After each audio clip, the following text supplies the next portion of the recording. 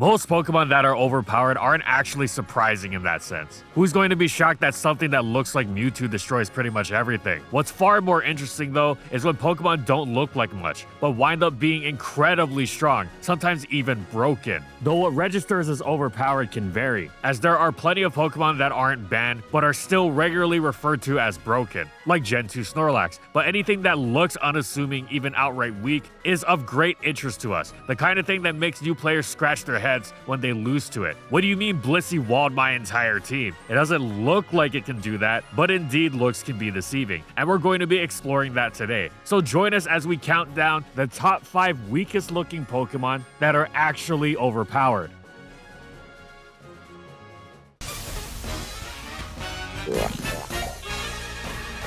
Despite its mythical status, Pecharunt doesn't exactly tend to inspire fear and awe upon seeing it. It's even got Runt in its name. However, at this moment, Pecharunt is dominating the most power-crept OU tier we've ever seen. As a defensive Pokemon, swinging in and out of battle with fluid, impactful utility strokes. It has a host of wonderful tools, many of them individually unique, and the way they come together forms one of the most interesting conceptual Pokemon. But it goes far beyond just being a collective of good ideas. When Pecharunt is in play, it makes things happen. Its Ghost Poison typing is far from some attempted Gengar ripoff. Its stats emphasize bulk, and it goes far beyond general hit-taking. But it turns that hit-taking ability, which is excellent, into active progress making through how much pressure it exerts. First, with base 88 special attack, it's well set up to hit quite decently for a defensive Pokemon. But then you see the power of its stabs, and you realize this is several steps above your average defensive Pokemon that's not outright passive, but isn't hitting hard either. Though with its signature stab, the Poison-type Malignant Chain, Pecharunt is rocking the classic sturdiness of stab Earthquake level power, but it goes further. Malignant Chain packs an incredible 50% chance to badly poison the target. Thus, in this vein, it is more comparable to a special poison version of Sacred Fire than anything else, except it's even more reliable at spreading the status because it has 100% accuracy as opposed to Sacred Fire's 95%. So Pecharunt is spreading toxic with its stab move, and as soon as it does, things get even more difficult for the opponent thanks to its signature ability, Poison Puppeteer, which confuses poison targets. So not only are you losing health, but you can no longer reliably pull your move off. Not only does this prompt you to try and switch around to maneuver around the issue, causing more hazard damage, an issue compounded by Pecharunt's Ghost typing, which also makes it a rapid spin blocker, but the poisons it spreads power up its other stab move, Hex, which possesses the most spammable type in the game and boasts outrageous strength against status targets. This is an incredible amount of pressure Pecharunt is exerting on the opponent, and it does so repeatedly, as Pecharunt packs a litany of useful resists alongside an enormous base 160 defense and very solid 88 HP. Seriously, it makes Skarmory and Toxapex look like chumps, with Deoxys Defense's defense stat alongside an HP stat sandwiched right between Goldango and Landorus Therian. And it also has reliable healing and recover. And that's still not all. What more could you ask for beyond a spin-blocking devourer of physical hits and spreader of highly impactful, status-abusing dual stab alongside a perfectly complementary ability? Well, how about another one of the best tools in the game, a switch move to turn that incredible hit-taking ability into multiple opportunities to get his teammates in? Oh, and not just any old U-turn. No, we're talking about a dose of the VGC Incineroar effect. Pecharunt's packing Parting Shot, whose dropping of opponents' offenses open up its teammates' threat level even more. Pecharunt doesn't look like all that much, but it doesn't just eat up the world-destroying power of Gen 9 OU. It threatens it back in spectacular, massive fashion.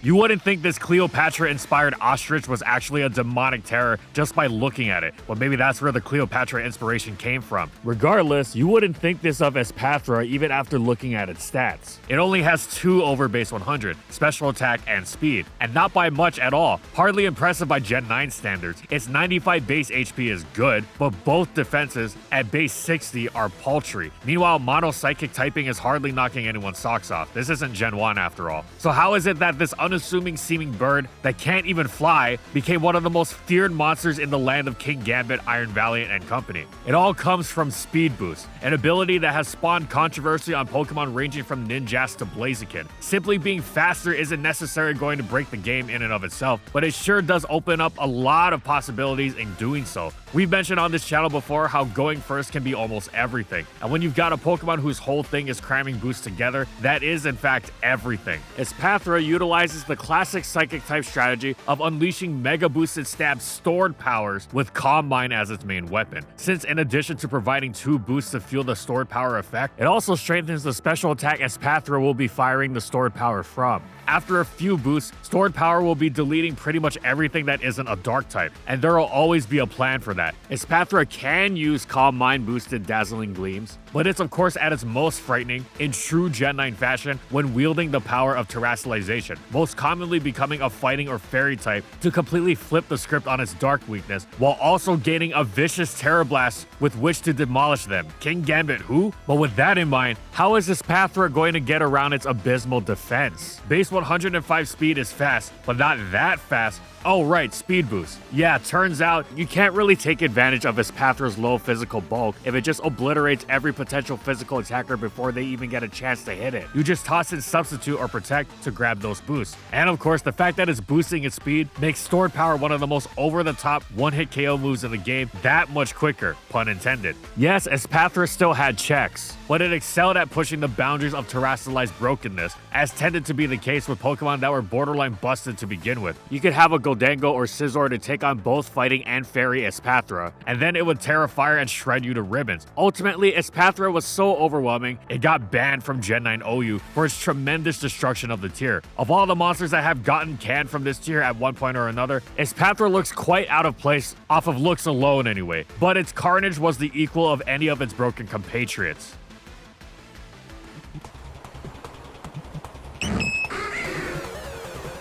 When talking about powerful Pokemon that don't look the part, not fully evolved Pokemon must be discussed. Of course, some not fully evolved Pokemon look quite menacing, usually those that were, at one point, fully evolved, such as Scyther or Bisharp, but even clear not fully evolved like Gabite don't exactly scream weakling. They're just not fully realizing their power. What makes Clefairy stand out in this regard is that the evolution it resembles does not exactly exude an air of menace in its own right. Anyone who's ever faced Clefable knows how deceptive its innocuous grin is. You know that it's one of the most powerful, difficult to face Pokemon there is, but it still doesn't look scary. Clefable could of course be included in this video, but seeing as we've been mentioning Clefable in many of our videos as of late, we decided to take things in a different direction. But this isn't just us wondering what a weaker version of Clefable is. In singles lower tiers, Clefairy does pretty much do the mini Clefable routine, but we're looking at VGC, where Clefairy becomes especially interesting because it does something its fully evolved form cannot do at all. In VGC, the demand for Magic Guard's passive damage immunity is much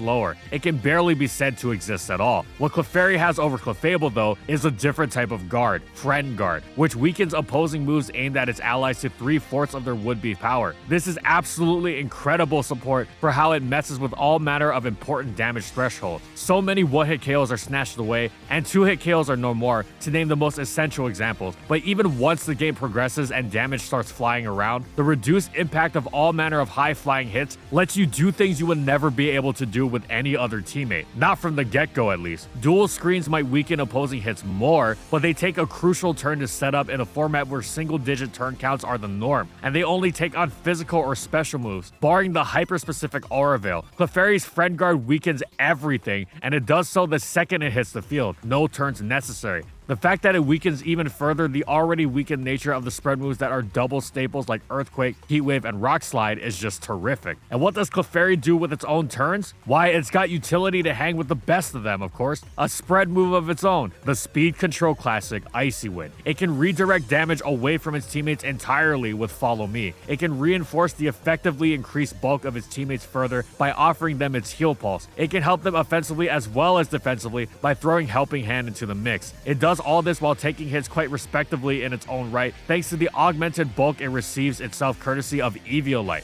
On the other hand, we've got Murkrow. This isn't the Pokemon that has the innocent look of the Clefable line. Its whole ominous Bird of Doom vibe, complete with dark typing, doesn't allow for that. Plus, it evolves into a Pokemon whose particularly sinister confluence of influences ranges from a mob boss, the Godfather if you will, to other inspirations we might call, let's say, a bird named Slickback. This doesn't exactly assist Murkrow in being seen as cute and cuddly. especially when the group of Murkrow called by Honchkrow is fittingly referred to as a murder. On the other hand though, Murkrow doesn't exactly look strong. It looks like, well, a small bird. It doesn't look like it'd be particularly terrifying unless it attacked you in large numbers, or unless you faced it in Little Cup, a tier it has been banned from for thoroughly decimating repeatedly. However, Murkrow fits perfectly into the Clefairy category of VGC support that could not possibly be replicated by its evolution. Murkrow is faster than Honchkrow, but funnily enough, this is just about completely irrelevant because the tool Murkrow has over Honchkrow is Prankster, giving its utility moves priority. And Murkrow is all about wrenching every bit of utility out of its superb move pool as possible, making it quite the adept supporting player. It doesn't bother with any speed investment whatsoever, instead bulking itself out completely, an endeavor that goes from foolish to effective with the scaling assistance of Eevee.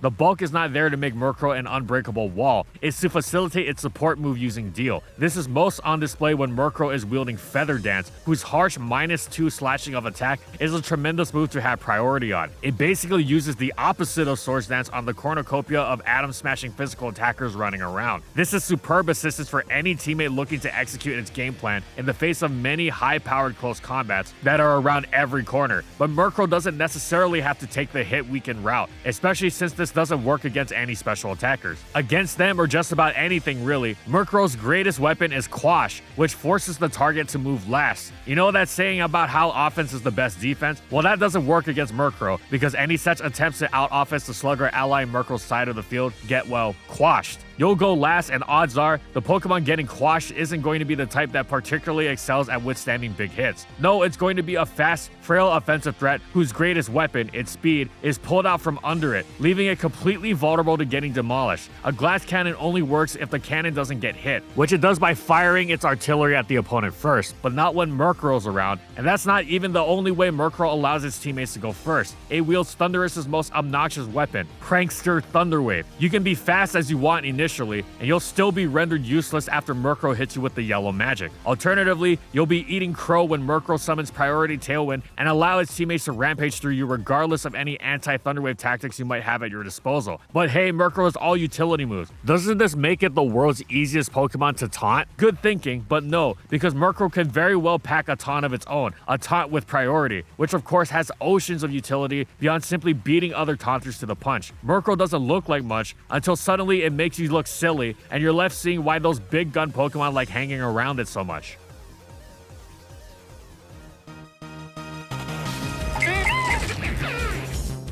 Bidoof and Bibarel look like the goofiest, weakest Pokemon out there. Well, don't let that fool you. They are even weaker than you think. Of course, this doesn't change the fact that they are venerated in the world of Diamond, Pearl, and Platinum in-game. Back in the day, there were HM moves, short for Hidden Machine, that was used to teach these moves to Pokemon, and they were significant for several reasons. One, HMs could be used repeatedly, as opposed to the single-use technical machines that most commonly dished out moves a Pokemon wouldn't learn through level up. Two, you couldn't forget HM moves easily, as opposed to your average moves ranging from Tackle to Draco Meteor. You had to go to a specific guy, the Move Deleter, if you wanted to get them out of your Pokemon's moveset. 3, you needed Pokemon with these hidden moves to not just access certain areas, but progress through the story by doing so. The fact that you had to go out of your way to get rid of HM moves, and that they were necessary to have, made them kind of a pain, mostly because the HM moves tended to be terrible. Of course, nobody minded fitting a great move like Surf under Water type, but having to dedicate not just a moveset, but sometimes an entire Pokemon to junk like Rock Smash was just obnoxious. You'd find yourself catching Pokemon specifically so you could toss Cut and Rock Climb on them. Therein lay the beauty of Bidoof and Bibarel. If you even bothered to evolve the Bidoof you caught early on,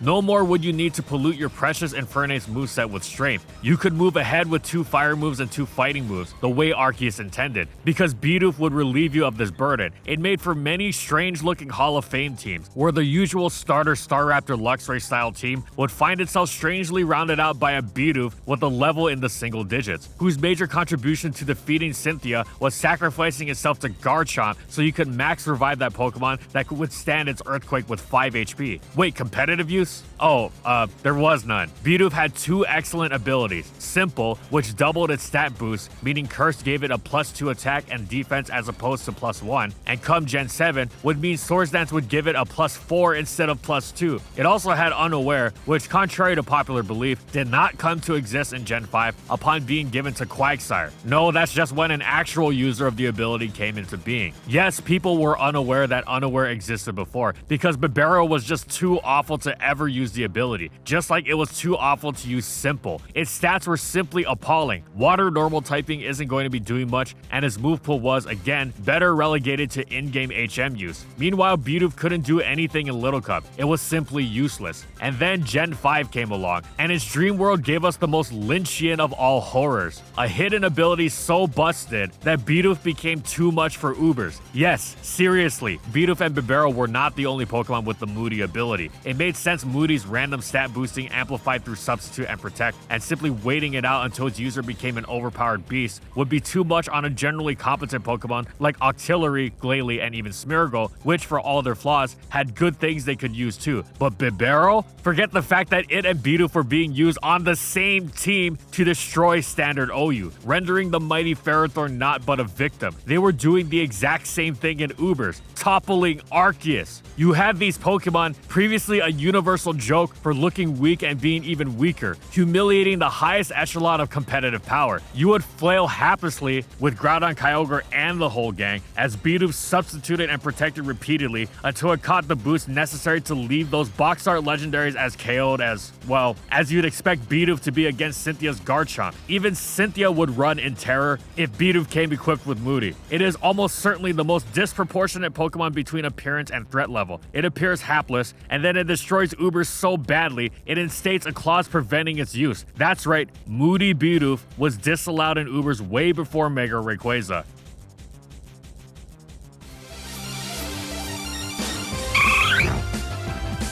Speaking of not fully evolved Pokemon disassembling Ubers to the point of rearranging rule sets, here we've got the incredibly aptly named Extreme Evo Boost. Extremely over the top to the point of absurdity Evo Boost, maybe. The vicious criminal thoroughly guilty of the charges leveled at it this time around was Eevee. Now, it doesn't pack the goofiness of Bidoof. In fact, it's a fan favorite for its adorable appearance. But that's just it. You don't expect any sort of actual strength from this Pokemon. The fact it's a fan favorite is why it got a signature Z move in Gen 7, but even though its NFV status meant you could expect the effect of the Z move to be absurdly overpowered in and of itself in a way that would completely break any regular Pokemon, you wouldn't expect it to have the effect on, well, Eevee, a not fully evolved Pokemon whose stats, typing, and move pool don't exactly suggest a weaker version of something stronger, like Ferroseed and Ferrothorn, for example. Indeed, Extreme Evo Boost powers up every single one of Eevee's stats: attack, defense, special attack, special defense, and speed, all of them. This is referred to as an Omni Boost and has precedent in moves like Ominous Wind and Ancient Power. Those moves only had a 10% chance to summon such a boost though. Como-O's Clangorous Soul Blaze summoned an Omni Boost on command alongside the immense damaging power that it dished out, but it was also a Z move. The same went for tactics like Z Happy Hour or Celebrate, occasionally abused by Pokemon like Jirachi or Charizard. So here's the kicker. All those Omni Boosts provided a +1 across the board. Significant, yes, but not outrageous. Extreme Evo Boost provided +2. In other words, it doubled every stat. Even the one-time nature of the boost couldn't downplay how massive this was, but the fact that it was restricted to Eevee sure could. Until you realize the real kicker, which was that Eevee wasn't going to be using the boosts itself. It was going to baton pass them. If you know anything about competitive history, you know that baton pass is one of the most broken moves around. We even made a whole video on it, and it regularly turns otherwise unimpressive Pokemon into the most frightening around. Look at Mr. Mime, a thoroughly underwhelming psychic type, which becomes utterly devastating as part of a baton pass chain thanks to its soundproof ability blocking Roar. As a result of Gen 3's soundproof ban,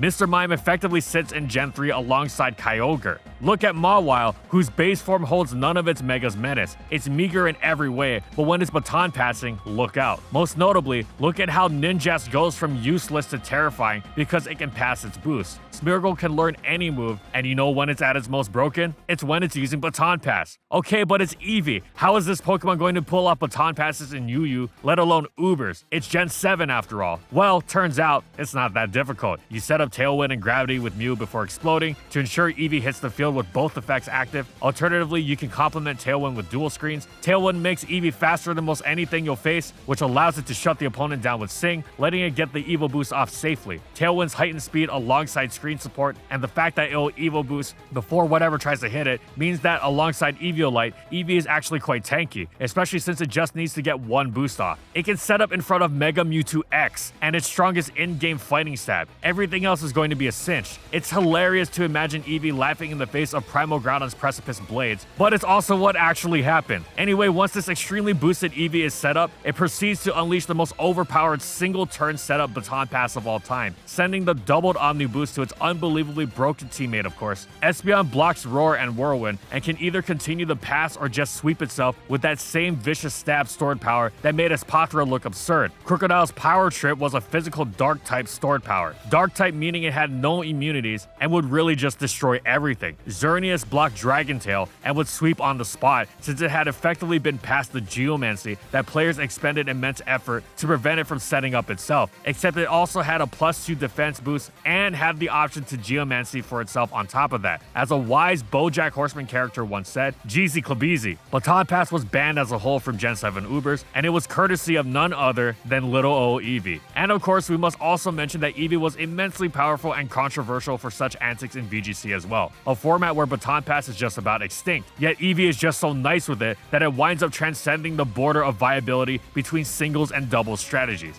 And that's it. Now, we understand that looking weak can be sort of subjective. We're sure that there are some jokesters out there who'd say that something like Tyranitar doesn't look all that strong and that they could probably take it on IRL. And additionally, looking strong, quote unquote, doesn't always mean large and outwardly menacing. Magearna's appearance isn't ferocious in the same way like Rayquaza is, but nor does Magearna give the appearance of being weak. Of course, there are many other Pokemon that could be included on such a list. So in addition to letting us know what you think of the choices we made, let us know what Pokemon you think could have been included. We very well might revisit the subject in the future. Thanks for watching, everyone, and as always, if you liked the video and you want to see more, be sure to subscribe to False Swipe Gaming for more weekly Pokemon content. And thank you so much to our patrons for continued support of our videos, and thank you to everyone else watching as well.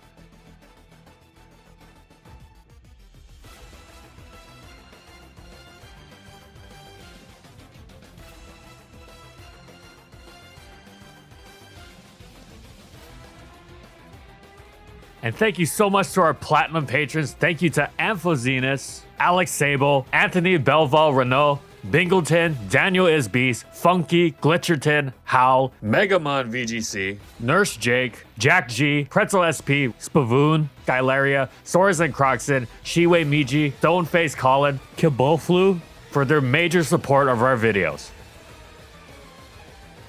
And follow my crew on these social media platforms. And that's all I got. See you next time, everyone.